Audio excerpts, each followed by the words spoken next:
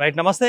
Welcome to Andhra Prabha. మరి తెలంగాణలోని వివిధ ప్రాజెక్టులు అదేవిధంగా మరి నీటి డ్యాముల్లోని నీటి నిల్వలు ఎలా ఉన్నాయి? ఇప్పుడు మన ప్రస్తుతానికి వర్షాభావ పరిస్థితులు నెలకొన్నాయి కాబట్టి మరి వర్షాభావ పరిస్థితుల్లో కూడా కొన్ని డ్యాములు, కొన్ని ప్రాజెక్టులు నిండుతూ ఉండగా మరి కొన్ని మాత్రం నీటి నిల్వలు లేక కూడా వెలవెలబోతున్నాయంటూ కూడా మనకు తెలియవస్తుంది. మొత్తం మీద మన రాష్ట్రంలోని వివిధ ప్రాంతాలలో ఉన్న వాటిలో ఉన్న టీఎంసీల నిల్వలను కూడా మనం తెలుసుకునే ప్రయత్నం చేద్దాం. సో మొత్తం మీద ఈ వర్షాకాల సీజన్లోని రాబోయే 2 నెలలు కూడా డెడ్ స్టోరేజ్కు ప్రాజెక్టులలో నీటి నిల్వలు చేరుకునే అవకాశం ఉందంటూ కూడా అధికారులు మనకు చెబుతున్నారు. వీటితో పాటు ఇటీవల మహారాష్ట్ర, కర్ణాటకలో కురిసిన వర్షాలతోటి కృష్ణానది పరివాహక ప్రాంతం వరద నీరు వచ్చి చేరుతుంది. దీంతో జూరాల ప్రాజెక్టులో కూడా నీటి వరద ఉధృతి నిన్న ఎలా ఉందో కూడా మనం తాజాగా చెప్పుకున్నాం.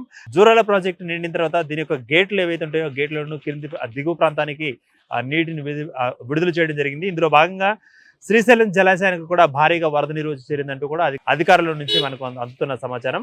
సో ఇందులో భాగంగా శుక్రవారం ఉదయం నాటికి శ్రీశైలం ప్రాజెక్టులో నీటి నిల్వలు చూస్తున్నట్లయితే 150 టీఎంసీల నీటి నిల్వలు అక్కడ నమోదైనట్టు తెలుస్తోంది. సో వీటితో పాటుగా వరద ప్రవాహం కూడా అక్కడ కొనసాగనుంది. అంటే శ్రీశైలంలోకి వరద ప్రవాహం కొనసాగనుంది అని మనకు అధికారులు చెప్తున్నారు. అయితే దీనికి నాగార్జున సాగర్ ఇంకా వరద ప్రవాహం ప్రారంభం కాలేదు కాబట్టి నాగార్జున సాగర్ డ్యాంలోకి నీటి నిల్వలు కూడా వచ్చి చేరే అవకాశం ఉంది. అయితే మరి ఇంకా శ్రీశైలం సంబంధించిన ప్రాజెక్టు నీరు ఇంకా వదిలిపెట్టలేదు కాబట్టి ఈ ప్రాజెక్టుకి అప్పుడే నీటి కాలం మొత్తం రాదంటూ కూడా నాగార్జున సాగర్కి సంబంధించిన ప్రస్తుత అప్డేట్ మనకు కనిపిస్తోంది.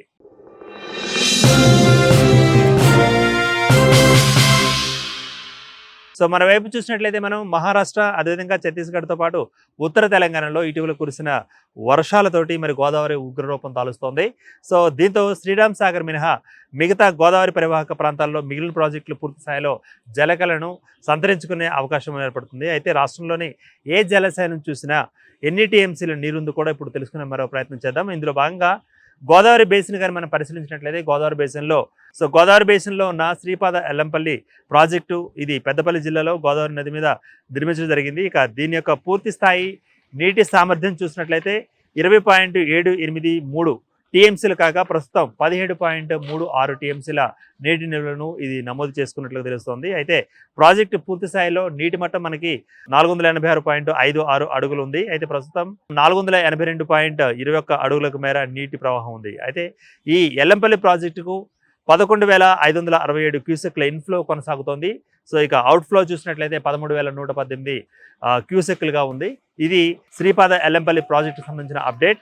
ఇక దాని క్రింద శ్రీరామ్ సాగర్ ప్రాజెక్టు కానీ దాని యొక్క వరద ఉధృతి అదేవిధంగా నీటి సామర్థ్యం కానీ మనం చూసినట్లయితే ఉమ్మడి నిజామాబాద్ జిల్లాలో శ్రీరామ్ సాగర్ ప్రాజెక్టు కూడా భారీగా వరద వచ్చి చేరుతోంది. అయితే శ్రీరామ్ సాగర్ రిజర్వాయర్ పూర్తి స్థాయి నీటి నిల్వల సామర్థ్యం మనం గమనించినట్లయితే 80.5 టీఎంసీలుగా ఉంది. అయితే ప్రస్తుతం ఇందులో 39.188 టీఎంసీలు నీరు చేరుకుంది. అయితే ప్రాజెక్టు పూర్తి స్థాయి నీటి మట్టం కూడా మనం చూసినట్లయితే 1091 అడుగులు కాగా ప్రస్తుతం 1077.8 అడుగులకు చేరుకుంది. అంటే ఈ మేరకు నీరు అక్కడంతా నిల్వ చేరుకుంది. అదేవిధంగా ప్రస్తుతం శ్రీరామ్ సాగర్ ప్రాజెక్టుకు 12,980 క్యూసెక్ల ఇన్ఫ్లో కొనసాగుతుండగా అవుట్ఫ్లో చూసినట్లయితే 975 క్యూసెక్లుగా ఉంది. ఇక కడెం ప్రాజెక్టు సంబంధించిన నీటి నిల్వల సామర్థ్యం చూసినట్లయితే కడెం ప్రాజెక్టు పూర్తిగా జలకళను సంతరించుకున్న విషయం తెలిసిందే. ఇక దీంతో గేట్లను ఎత్తి దిగువ ప్రాంతానికి కూడా నీటిని విడుదల చేస్తున్నారు. ఆ తర్వాత వరద ప్రవాహం ప్రాజెక్టుకు తగ్గడంతో సో నీటి గేట్లను కూడా అంటే ఆ ప్రాజెక్టు గేట్లను కూడా మూసివేయడం జరిగింది. అయితే కడెం ప్రాజెక్టు కింద పూర్తి స్థాయి నీటి మట్టం 700 అడుగులు కాగా ప్రస్తుతం దాదాపు 699.7 అడుగులుగా నీటి సామర్థ్యం ఉంది. కడెం ప్రాజెక్టుకు 2,292 క్యూసెక్ల ఇన్ఫ్లో కొనసాగుతుండగా అవుట్ఫ్లో 2,431 క్యూసెక్లుగా ఉంది. ఈ కడెం ప్రాజెక్టు మొత్తం నీటి నిల్వ సామర్థ్యం చూసినట్లయితే 4.7 టీఎంసీలుగా ఉంది. ప్రస్తుతం 3.42 టీఎంసీల నీటితోటి అది రికార్డు నమోదు చేసుకుంది. ఇక నిజాం సాగర్ జలాశయం గురించి మనం చూసినట్లయితే నిజాం సాగర్ జలాశయంలోకి భారీగా వరద నీరు వచ్చి చేరుతుంది. పూర్తి స్థాయి నీటి సామర్థ్యపు నిల్వ చూసినట్లయితే 17.8 టీఎంసీలు కాగా ప్రస్తుతం 10.228 టీఎంసీలుగా ఉంది.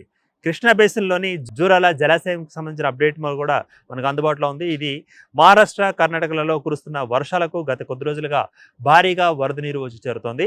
దీంతో అధికారులు జూరాల ప్రాజెక్టు నుంచి ఎత్తిపోత పథకాలకు దిగువకు నీటిని విడుదల చేస్తున్నారు. అయితే జూరాల ప్రాజెక్టుకు 2,23,301 క్యూసెక్ ఇన్ఫ్లో ఉంది. 28 గేట్లు ఎత్తి 1.88 లక్షల క్యూసెక్కుల నీటిని కిందికి విడుదల చేస్తున్నారు అధికారులు. ఇక విద్యుత్ శక్తి ద్వారా 28,156 క్యూసెక్కుల నీరు కూడా దిగువకు వెళుతోంది. ఈ నీరు శ్రీశైలం జలాశయం వైపుకి పరుగులు తీస్తోంది ప్రస్తుతానికి. ఇక ప్రాజెక్టు పూర్తిస్థాయి నీటి మట్టం చూసినట్లయితే ఈ నీటి మట్టం 1450 అడుగులు కాగా ప్రస్తుతం 1042.651 అడుగులకు మరి చేరువగా ఉంది. ఇక జూరాల ప్రాజెక్టు పూర్తిస్థాయి నీటి నిల్వల సామర్థ్యం మనం చూసినట్లయితే ఇందులో 9.657 టీఎంసీలుగా ఉంది. సో ప్రస్తుతం సామర్థ్యం 8.22 టీఎంసీలకు చేరుకుంది. ఇక దీంతో పాటుగా శ్రీశైలం జలాశయానికి సంబంధించిన అప్డేట్ కూడా మనకు అందుతోంది. ఇందులో భాగంగా మొత్తం నీటి నిల్వ సామర్థ్యం ఇక్కడ 215.8 టీఎంసీలుగా ఉంది.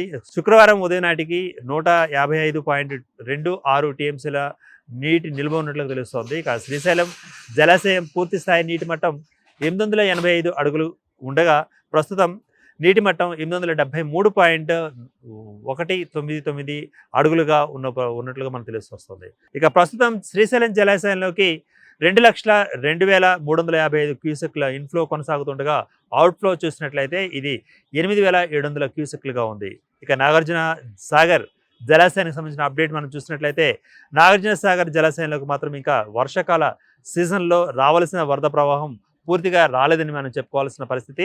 అదేవిధంగా దీంతో మొత్తం నీటి నిల్వ సామర్థ్యం 312.05 టీఎంసీలుగా ఉండే అవకాశం ఉంటుంది. అయితే శుక్రవారం ఉదయం నాటికి 137.864 టీఎంసీల నీటి నిల్వ అయితే నమోదు చేసుకుంది.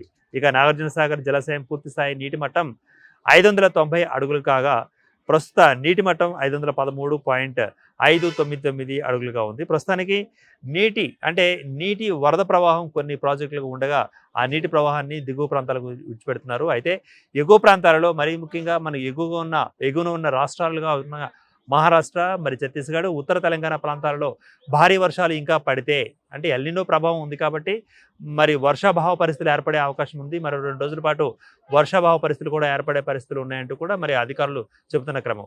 ఒకవేళ మహారాష్ట్ర కానీ అదేవిధంగా ఛత్తీస్గఢ్ కానీ ఉత్తర తెలంగాణ ప్రాంతాలలో మరి వర్షాలు పూర్తిగా పడితే ఈ ప్రాజెక్టులకు ఇంకా పూర్తిగా నీటి జలకళ అక్కడ సంతరించుకునే అవకాశం ఉంది. అయితే జలకళ సంతరించుకున్న తర్వాత దాన్ని రైతులకు కావలసిన నీటి అవసరాలకు అదేవిధంగా ఇతర దిగువన ఉన్న ప్రాజెక్టులోకి విడిచిపెట్టడానికి కూడా అధికారులు సమాయత్తమయ్యారు. మొత్తం మీద ఎల్నినో ప్రభావం అయితే ప్రాజెక్టుల మీద అదేవిధంగా ప్రాజెక్టులో ఉన్న నీటి నిల్వల మీద ప్రభావం చూపిస్తోంది. కెమెరామెన్ సన్నీతో దుర్గా.